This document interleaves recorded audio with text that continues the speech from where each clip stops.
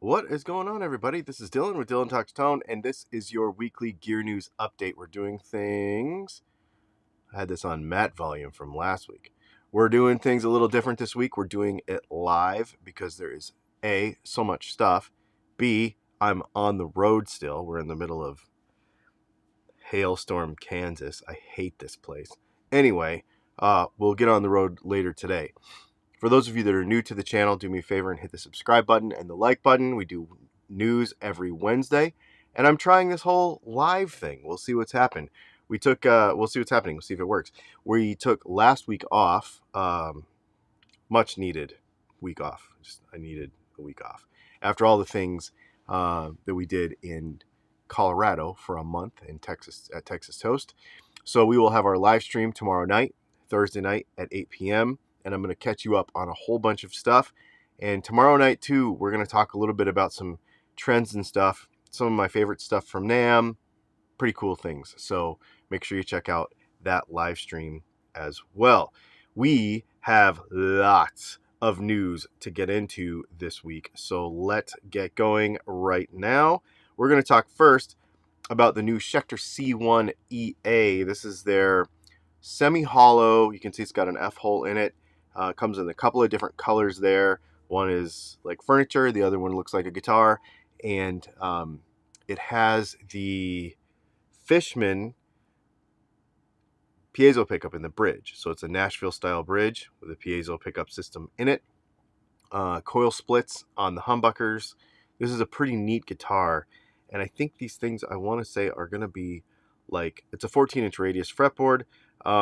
These things are going to be like $1,500. So this is a pretty neat guitar. I think it's a very cool and, well, Schecter C1s have always been one of my favorites. So anyway, I really like those. I think they're really cool. Next, we have, this is a new amp by Blackstar. Blackstar's been pretty on fire. They've got the new St. James, which should be waiting for me when I get home, actually. I ordered a St. James amp for myself and for a review. I bought it. I didn't get a free one or anything. I just bought one. Anyway, it's coming.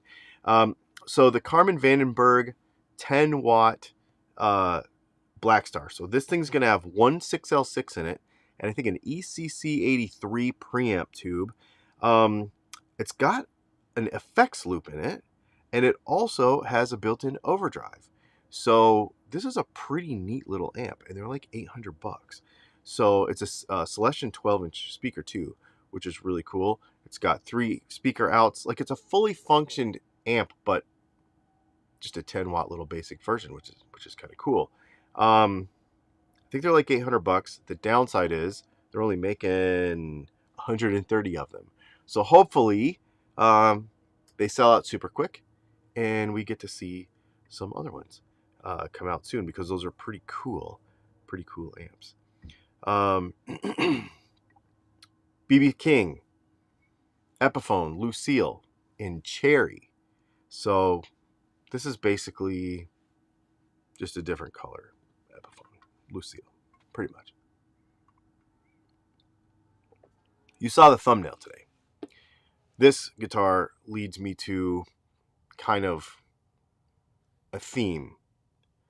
Is there anything new under the sun when it comes to guitar stuff? Because, and there is. At the very end, I'm going to show you a couple of things that are really cool and really new. But there's a lot of this bold new graphics, different color kind of stuff. But if you've always wanted an Epiphone Lucille in red instead of black, bam, you have it. Guild's got this new thing, the Surfliner. You can see it's kind of a double cut thing. Looks very surfy. The colors look very surfy. They have de-armand single coils, Aerosonic single coils in them. And they also have the Guild Little Bucker in the bridge. And it looks very surfy. It's got 3 switches, one for each pickup, which is a very surfy kind of Mustang-y, Jaguar-y kind of thing to do. Pretty neat guitar. These are what is the scale length? They're 10-inch radius, poplar bodies. And I don't know what the scale length is. It doesn't say in the press release what the scale length is. Probably 25.5. But you know how some of this stuff, these surf things, they do shorter scale lengths. So pretty neat guitar.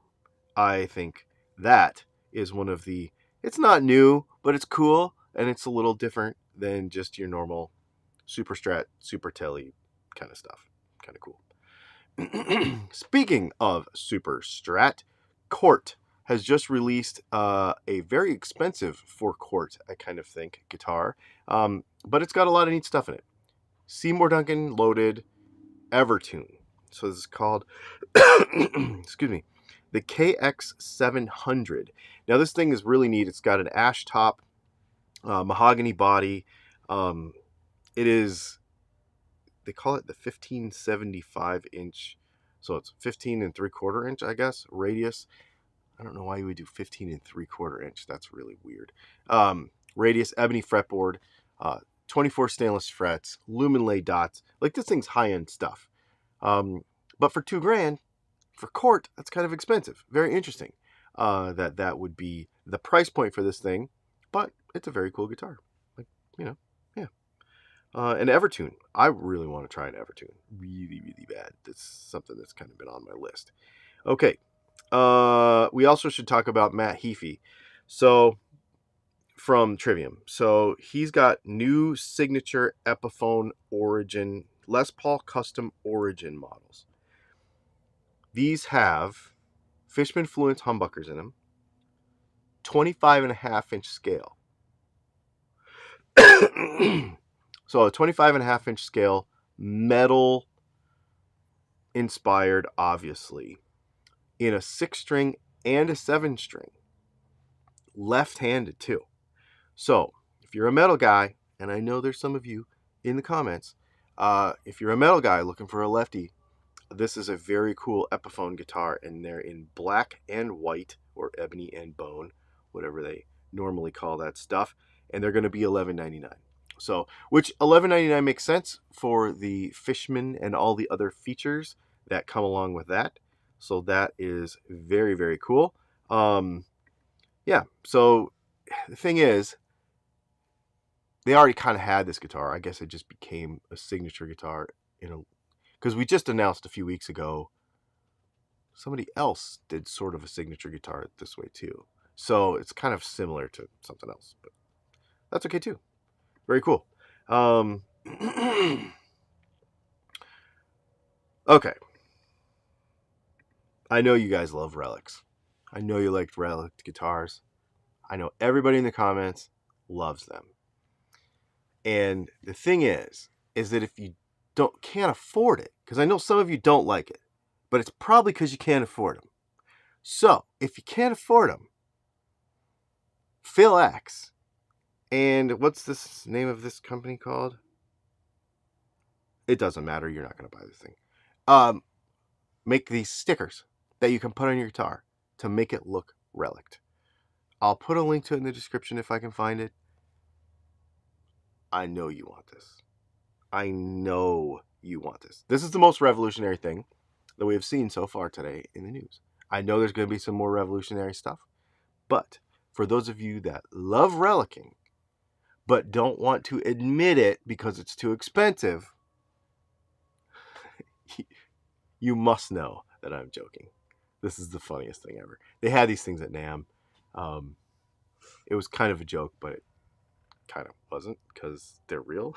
So anyway, I just had to share that with you because, we cover all the bases here at Dylan Talks Tone Gear News. Okay, speaking of bases, notice how I even did that, not on purpose. The Ernie Ball Music Man 35th anniversary Stingray 5-string with a very pretty laminated top over, I forgot the body, ash body with a spalted maple top on it. Very pretty. If you like fancy wood, I don't like fancy wood, but it's very pretty. It's got some really cool block inlays on it. It's got a preamp in it. It's got the normal Stingray Music Man 5 stuff, but it's just prettier for, you know. Because when you make a special edition of something, you just make it a different color. Bold new graphics. We're not talking about new things here. We're talking about things that are new, but not really new. And this is a bass that is a different color than the old one. And now it is special. All right. This is kind of interesting. D'Angelico has a whole line of Excel Series acoustics. I cannot find a price on these things. They're 25-inch scale, 20 fret. They've got super rotomatic tuners.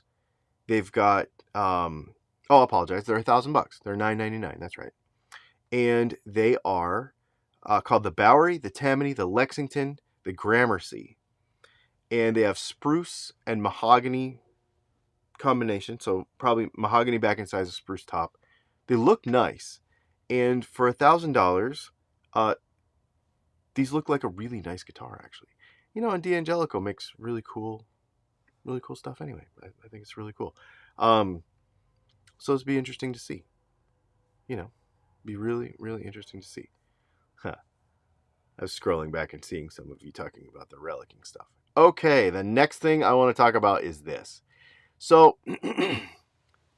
speaking of new ideas, so Cre Guitars. This is one of those things I've walked by many, many, many, many times at NAMM. This falls under the same gimmicky category as the Somnium guitar that I have that the pickups can change out of. And then you see one that's done properly. And you're like, oh, well, that's actually really cool.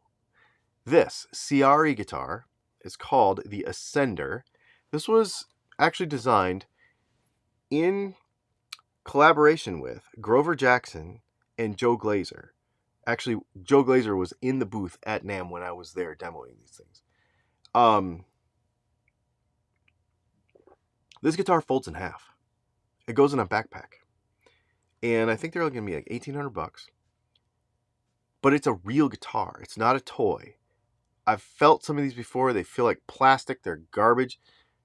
This thing's really neat, actually. It fits in an overhead bin, like, you know, when you're flying. I mean, I would use one in the van with like a little micro, Mustang Micro or something. This is really a cool guitar. Seymour Duncan pickups, I think. I think it's 24/7/5 scale. Proper switching. It feels good. It doesn't feel rickety or flimsy or anything. I might actually try to get one of these to do a video on it, because as wacky as it looks, the execution is very good, and it's really, really cool. I don't know. I just think it's really neat.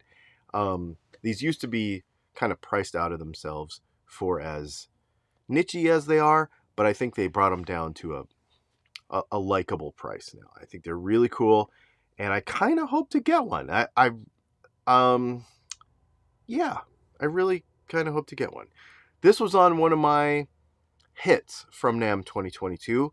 Tomorrow night on our live stream, our regular live stream at 8 p.m. Eastern Time, we are going to talk about some of the hits and misses of NAMM, but this is on my hits list. This is a really neat guitar.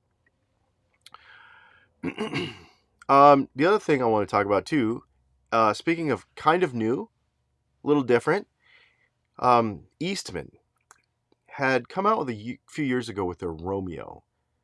The guitar you see right there is the Juliet. This is, which, going along with their cool naming.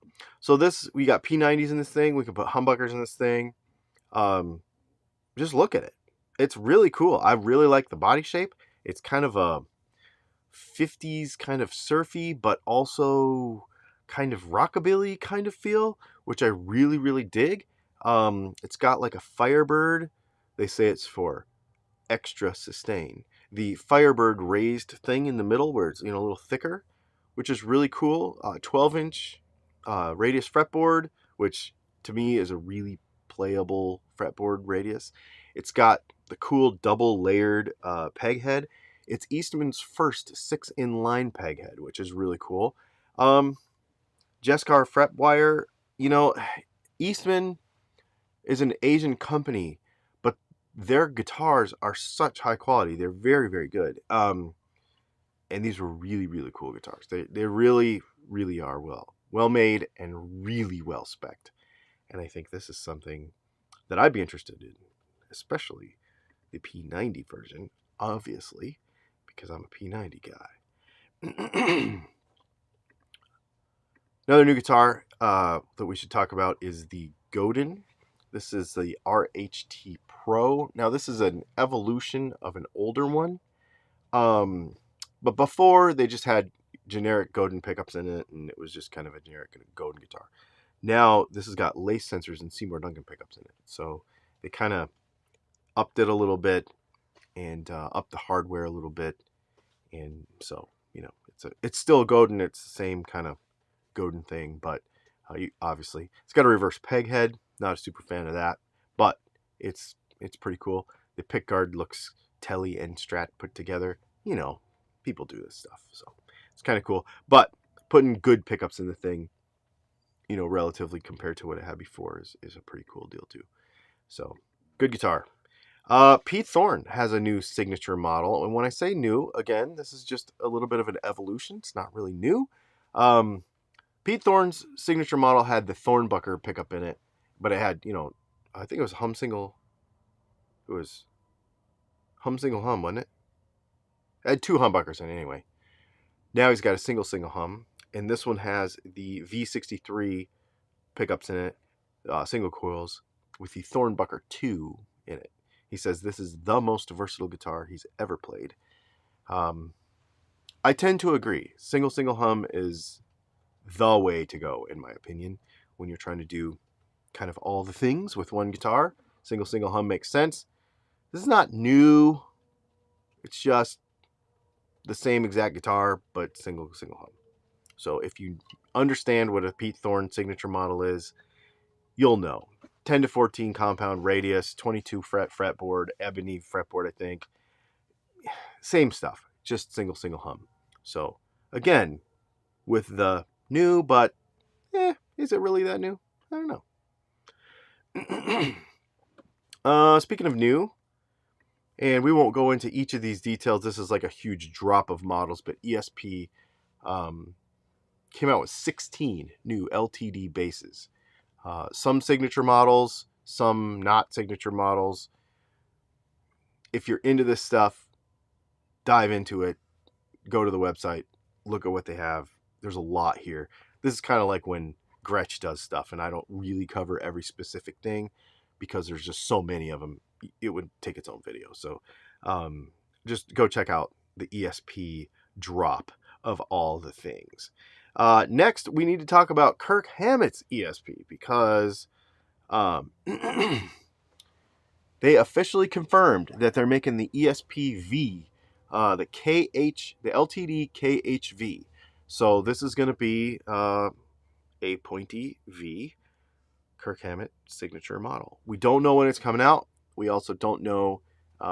We know that there's a custom shop one that they made for him out there in the world, but we don't know when the real one that we get to buy is coming out. And we also don't know how much it costs. And we also don't know 100% the specs on it. But it's going to be out. So if you want a pointy V with Kirk Hammett's name on it, that is a super duper duper cool guitar, I think.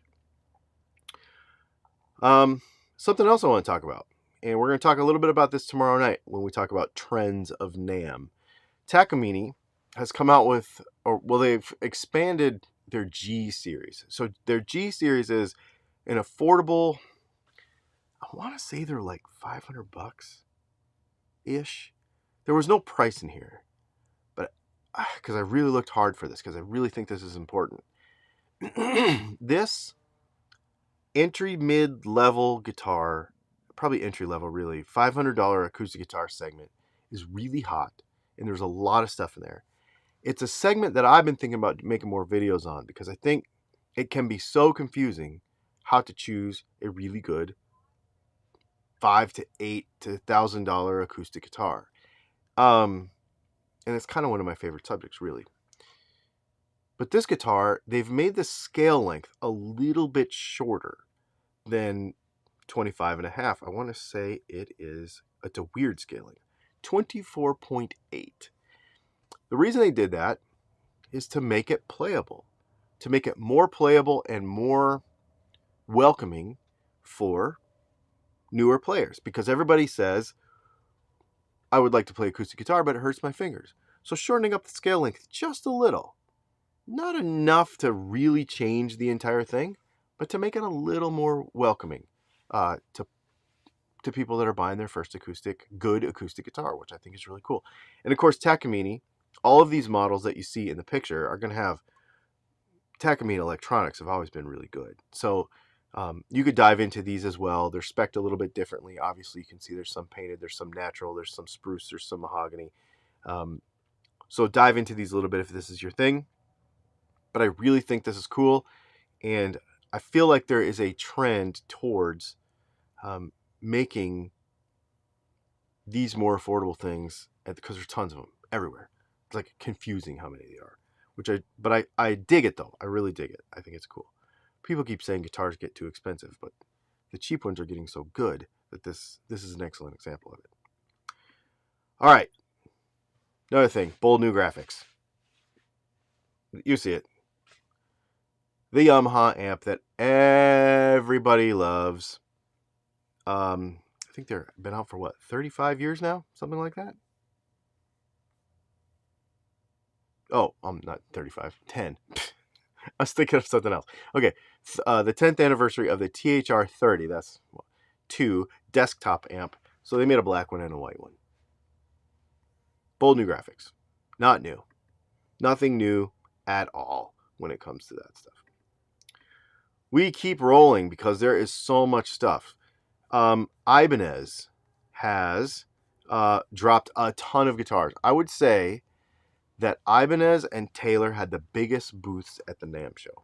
They had crazy amounts of stuff. And a bunch of it was a bunch of signature artist stuff. You can see them in the picture there. Nita Strauss, Tom Quayle, Joe Satriani, Jake Bowen, a whole bunch of stuff. A whole bunch of new guitars. I point your attention to the gold-plated looking Joe Satriani. That is sick. The Larry Basilio Telly, the purple one, was a highlight of mine. It was not in this picture, but it was on the wall at NAMM. That was a highlight of mine. That guitar is sick. Real sick. So anyway, they got a bunch of stuff. Same thing. Look into them. A lot of them are just going to be bold new graphics, different colors, different color combinations, new signature colors, that kind of stuff. Nothing real groundbreaking there, but still kind of new. Same thing. John Petrucci, same thing. A bunch of John Petrucci stuff, a whole bunch of new colors, a whole bunch of new top wood combinations, because he's always done these crazy top wood combinations. So, yeah, bunch of that stuff. Same exact thing. Go check out the Music Man site. That was another big booth. They had a bunch of stuff at NAMM. A bunch of stuff. And that booth was rocking with people. You could barely get in there. They had people there the entire time. So, okay, let's talk about something actually new. Now, I don't know if this is a gimmick. You know me, I'm going to be super skeptical of things like what I'm about to tell you. So, let me take a drink of this coffee first. I think this is going to be bogus, but I'm also don't know. Okay. Ernie Ball Music Man. I'm going to just read the headline from the press release. And you tell me if you think this is bogus or not. Get in the comments. But this is new. Ernie Ball Music Man takes a fresh approach to pickup design with new patent-pending heat-treated pickups. Okay, so the Cutlass, the Stingray are going to get these heat-treated pickups in July. They say that they heat treat them and they get more output and more dynamic range.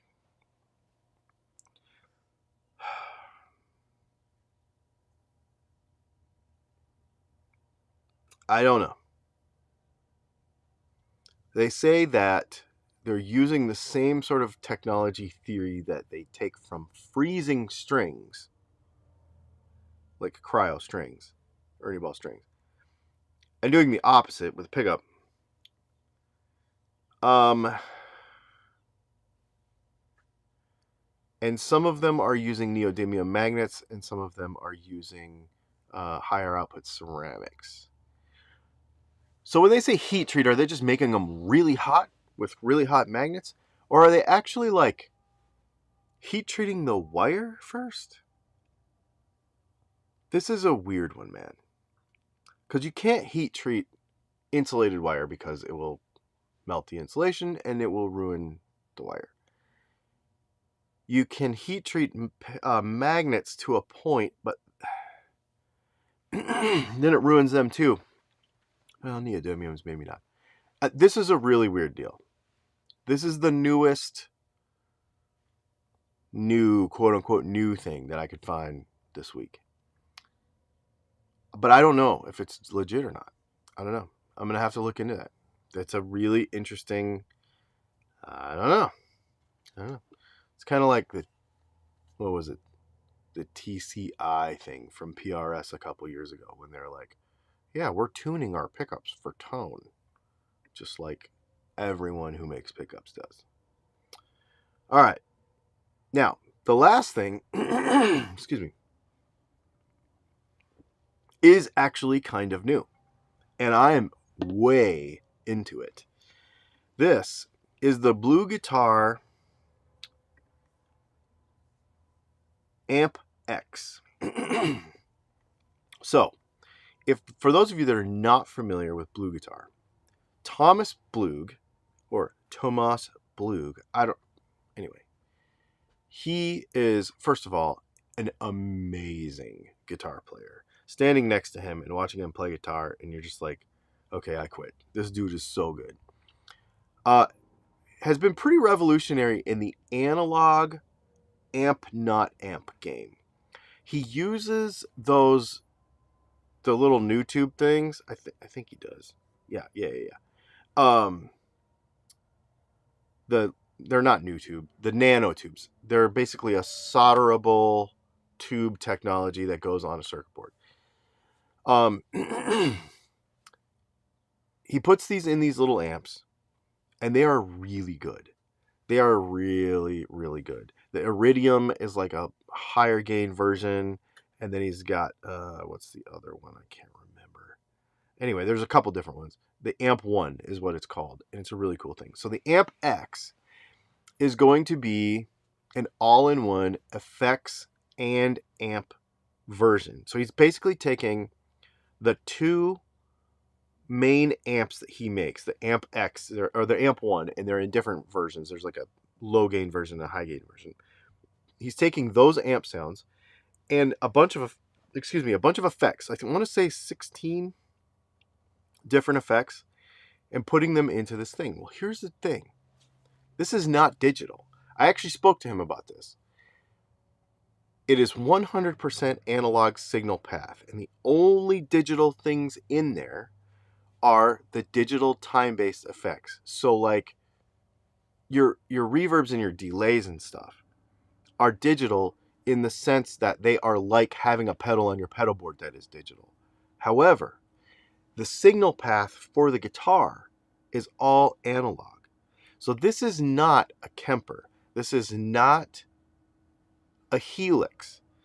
This is a 100 watt, 17-inch long by 8-inch wide. It's like this big thing that goes on the floor that does your amps and your effects, and it is 100% analog.